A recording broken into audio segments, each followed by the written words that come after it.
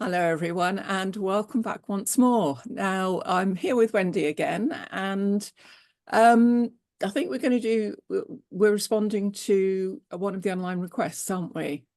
This, Absolutely, yes. Yeah, we are. So, Sarah, one of the comments on one of our videos over the last couple of weeks was from somebody who was asking, where do you get your information from? And her question was, do you channel it? So I thought it might be a really, really good idea to have a chat with you about where your information is coming from, how you synthesize it, because certainly some of the stuff that you talk about is not in common parlance. It goes deeper than, many books, and some people might be scratching their heads thinking, What is this?" So over to you. yeah, well, it's not necessarily the easiest of things to describe. I've come to an understanding of what the process is, and found ways to verbalize it, but that's only been a relatively recent thing. And I resisted the whole process for many years, which I'll tell you about, because it took me about 10 years before I started to really understand what was happening to me. This is like another sense opens up in you, and my whole body sort of shut down against it at the time because I had no understanding. And you may remember this, Wendy, because it was, when I first knew you, I was still going through, we first met, I was still going through this process. And I used to get massive headaches, and they would last, generally 3 days. And they would be, I called them migraines, but they were nothing like a migraine. I just didn't have a word for them. And nobody I spoke to had a word for them either. Nobody could give me any insight for years and years and years about it. And it always started with feeling like I had this great fuzzy electric net over my head, over my crown. Hmm. And I always would know when it was coming on, because it was like things would start to spark off. This area here is called the Alta Major, or the chakra 9, the mouth of God chakra, it's called. And it's where effectively cosmic energies come into us. And this area would start to feel really prickly and spiky, and then it would go into this energy net. And then by day 2, I would feel like a spike was being driven into my brain, and it was always on the right side going in there. It was like a spike was being driven into my brain. And then the 3rd day, it would be like a gradual receding of all of this, leaving me like a beached whale, to be frank with you.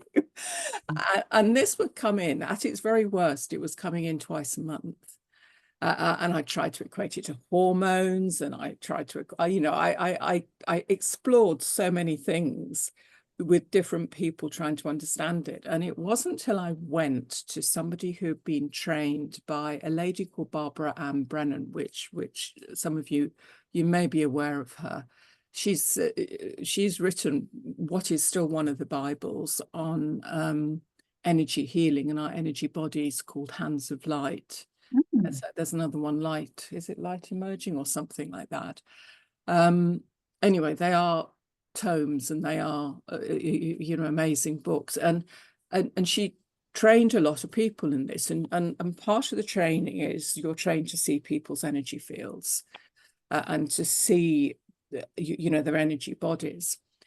And I found a Barbara Ann Brennan trained healer, and went to her. And one of the appointments I had with her, one of these headaches, whatever you want to call them, episodes, I was in the middle of, because I would just grit my teeth and just, keep calm and try and carry on, because you can't give up that much of your life the whole time. And so I kind of crawled my way to her and plopped myself in the chair, and she looked at me, and she said to me, I've never seen anyone with such an expanded energy field for information. She said, you can take in vast quantities of information. And then she said to me, but you're resisting it.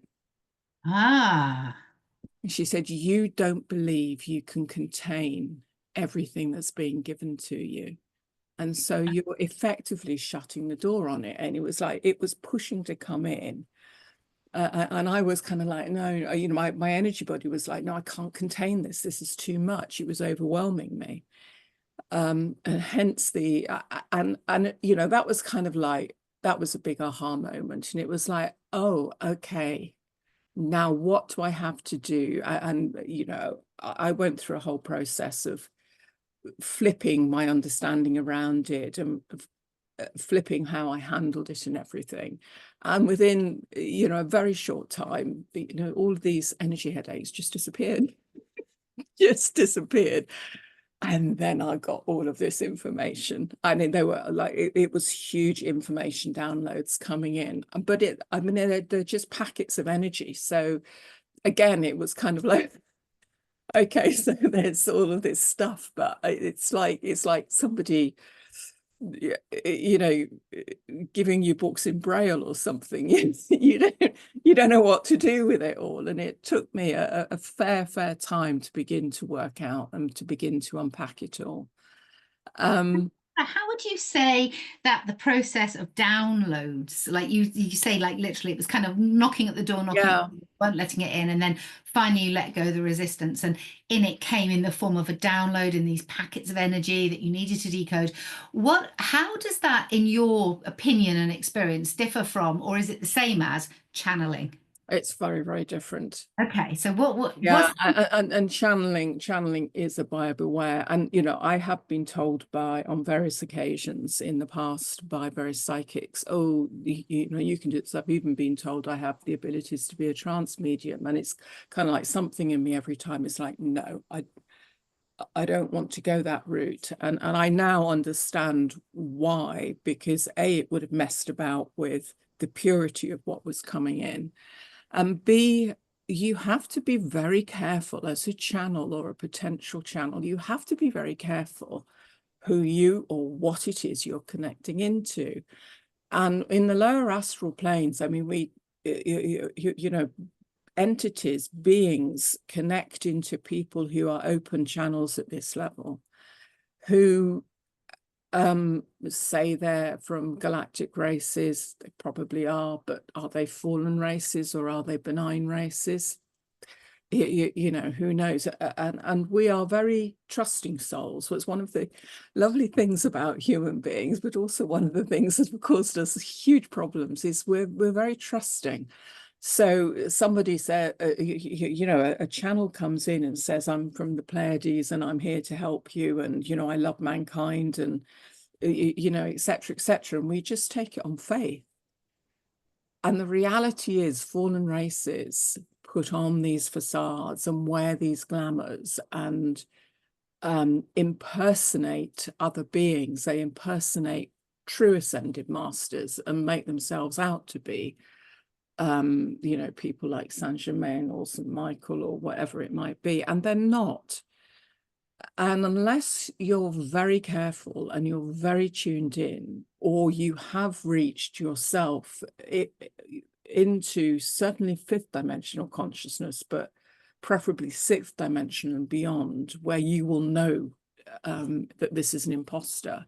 If you're, you know, 3D working into 4D, you will very easily be caught out by it. So channeling, you have to be careful of. I'm not saying that everybody who's channeling out there has got problems with, you know, is channeling a fallen being. But you need to really, yeah, you need to be careful, and you need to kind of look at what it is they're advocating and actually who the entity is. I mean, St. Michael entities, I've written a whole thing in the Lost Wisdom Library about the sort of Michael entity. The so-called Archangel St. Michael entity is not a particularly nice being. okay? And that's going to surprise a lot of people, maybe dismay a lot of people. But, you know, we've been taken in and deceived at so many levels. And the New Age, the so-called New Age, has been, I mean, it's an alien intruder construct designed to take awakening starseeds and the like, to push them down wrong alleyways. That's really fascinating. I mean, I know that I've heard this idea before that, just be so careful what and who you're channeling. And, I've heard that if, for example, the voice seems negative or is very demanding or just feels off, then you might want to consider who it is that you're channeling. Also, if you have any sort of mental health issues or Yeah. imbalances, that could be a Mm. problem.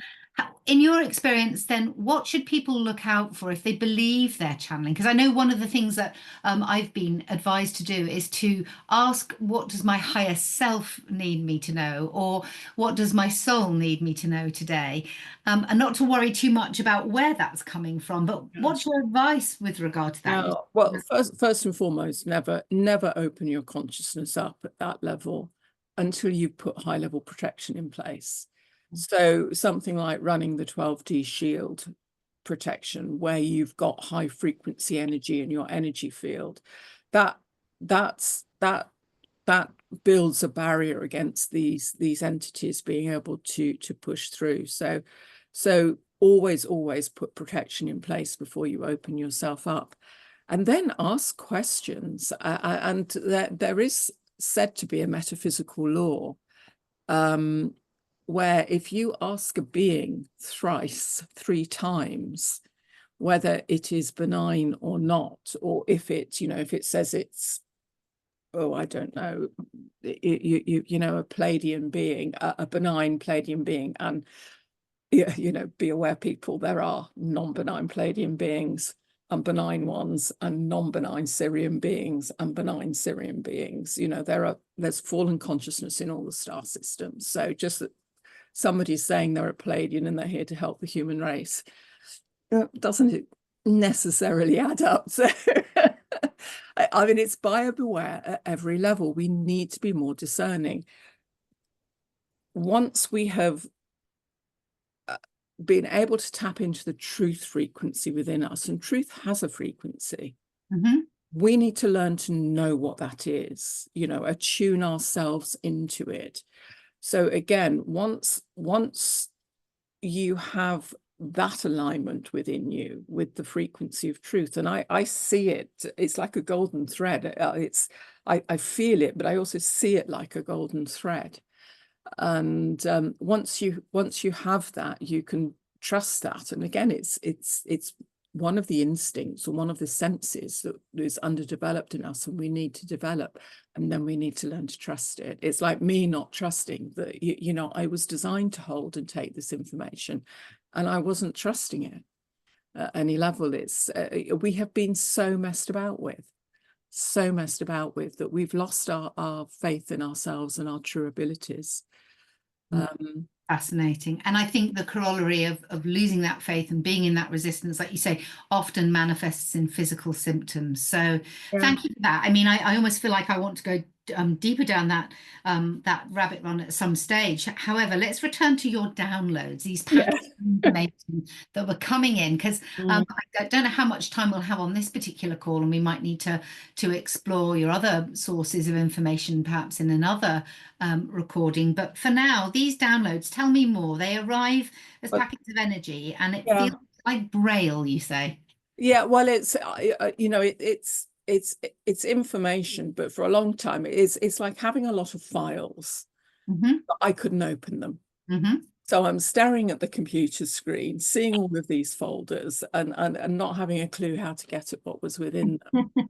Frustrating. Yeah, and again, there was resistance in me, because basically, the information required me to get out of my own way and put to one side or suspend my belief, shall we say, in what I've been taught, because a lot of what we've been taught is not accurate. It's not true. Now, I'd been exploring history and exploring wisdom teachings and things like that, and seeing their inconsistencies and knowing that there was more and things like this. And I was being given them all. But because it was so different to what the world I've been brought up in, again, there was resistance in me, because I knew a part of me knew if I started opening up these packets, everything had changed. And we have an instinct at that level, and the world stops being what you think it is, and everything gets turned on its head. And again, I was resistant to that for quite a long time, and there came a point where I let go, because I was saying to myself things like, well, I'll believe that much, but I won't go there. And it was kind of like I was making it, and it was just so ridiculous when I look back on it. But it's the way we keep ourselves small as well, I mean, it's trying to keep safe, because I mean, I knew everything would change, and I had never felt safe in this world, and I suppose there was a part of me was afraid it would make me a target, which it has, but again, you build the barriers. So yeah, it's quite funny when I look back on it, but there came a point where I just had to let go, and I called it going galactic, because I had to get myself off the planet. It wasn't just everything, the true history of mankind is not just about this planet. It goes, into the solar systems that surround us. It goes, into our galaxy, into our full universe. It goes through multi-dimensional levels. And I had to just start opening myself up to being very, very accepting of alternate realities. And when I did that and started looking at the information, that it was kind of like I would, like, let's take multidimensionality. Okay, what's multidimensionality? I've read books by people writing about the 9 dimensions, the 7 dimensions, the 11 dimensions. It's like, how can all of these be right? One of these must be right and the others must be wrong. And when I opened myself up and started to trust the information that was coming into me and through me, and I very firmly believe that I am picking this information up, both through my own DNA, but through the energy fields of the planet and the cosmic fields that we have access to as our consciousness expands, which is why my knowledge is growing and growing and going ever further out, as it were. But once I'd opened myself up to all of these, to the possibilities, then all of a sudden it's like, oh yeah, I know what multidimensionality is. It was like so much of it was like remembering, because the information sat within me. And again, I think it's the same for other people. It's just like this hidden room we've got to find and unlock.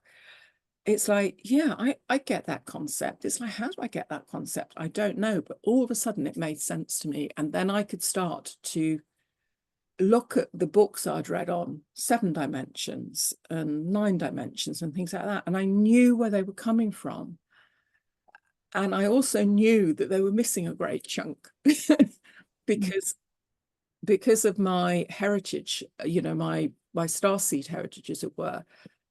My consciousness comes from up there, so it's seeing like that down the whole time matrix, rather than coming in at the 9th dimensional level or the 7th dimensional level or wherever it might be, and seeing only from that level. And that's what so much of it is like. It's like there's these understandings, and then I go and research it. I go see if other people, and again, I've learned, as you do over the years, sources and things like that. I've learned where to go, and other people are getting this same thing. So it's not just me, my overactive imagination. And then it comes through, often it comes through, it's chunks of information. What do you do with chunks of information? Well, I've learned to wait and gradually you put together, there becomes a narrative thread that you can put together. And I've been years doing this, and it's only been in the last year or so I've actually been where I felt in a place where I can talk coherently and freely about it. I mean, if you'd listened to me 5 years ago, I mean, I probably sounded like a mad woman, you know, desperately trying to make sense and convey to people because I knew it, you know, my DNA knew it, my inner knowing knew it, but somehow I couldn't step it down into physicality, into words. And so it was coming out as an incoherent mess, really. So I'm very lucky I didn't get shipped off to the funny farm, but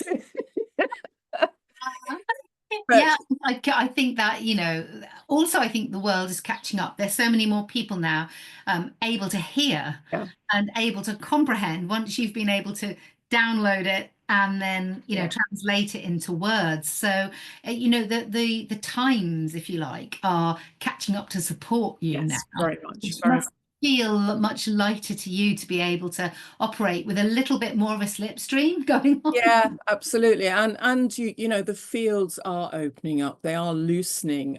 It is easier for people to begin to take their consciousness into them. The barriers that were very deliberately put in place are falling very, very fast.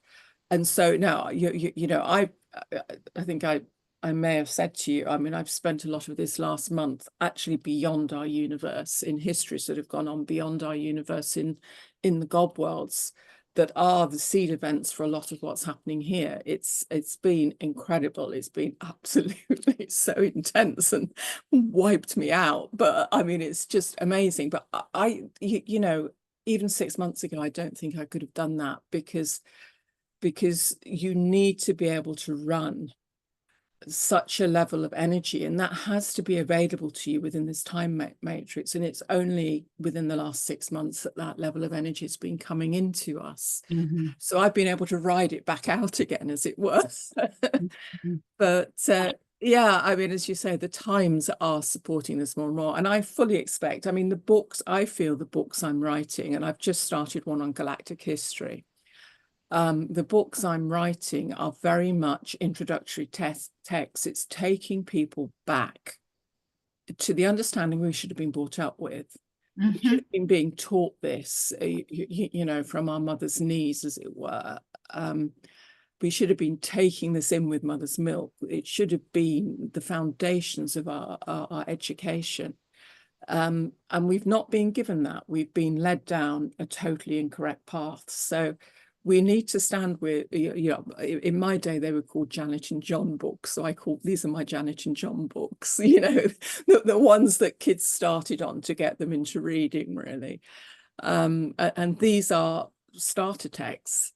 You know, I'm not going into hugely complex understandings, hugely complex explanations. I'm trying to give people, you know, accessible overviews of these new ideas and new concepts and new understandings in such a way that I'm hoping that something in their DNA will perk up and go, oh yeah, Okay. Yeah. that's familiar. I don't know why it is, but Yeah. there's something familiar about that. I love that. The perk up for Yeah. the DNA. Yeah. Um, I mean, I've known you, well, we don't know, do we? Maybe 30 years. Yeah. So, It's getting it's getting scary, isn't I it? know.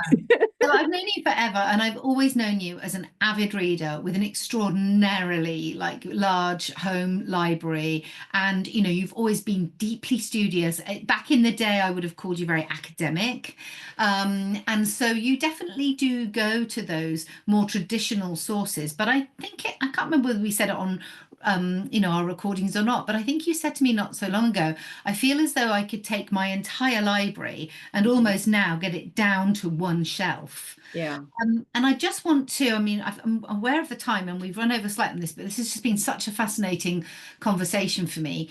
How could you put into words, and I might be putting you on the spot here, because maybe you've never explained it before, but I get a sense that this distillation, this ability to distill your library is something related to this discernment of truth that you were Yeah. talking about earlier with your golden thread.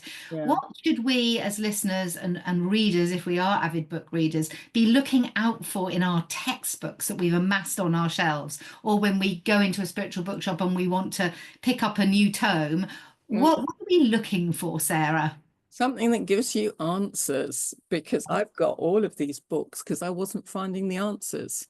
And Okay. actually, you know, I am looking to move house at some point in the near future, and I am I'm stealing myself to go through my books and to really fine it down to those that I know are good texts that hold some aspect or resonance of the truth within them, because there are some that have none within them, or that, you know, they talk about, you know, their mighty tomes. I'm looking at one now on Hermetic wisdom.